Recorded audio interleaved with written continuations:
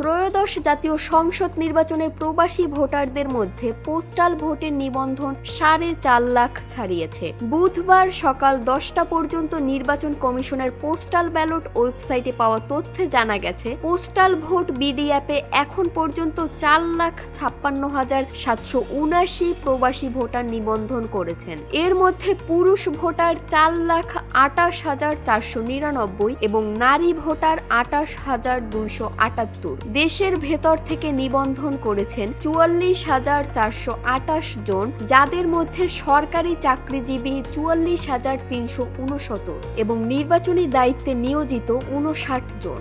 এটি নির্বাচন কমিশনের প্রথম আইটি সাপোর্টেড পোস্টাল ব্যালট উদ্যোগ। প্রবাসী ভোটার, আইনি হেফাজতে থাকা ব্যক্তি ও নির্বাচনী দায়িত্বে নিয়োজিত কর্মকর্তারা এই ব্যবস্থায় ভোট দিতে পারবেন। নিবন্ধন কার্যক্রম চলবে 25শে ডিসেম্বর পর্যন্ত।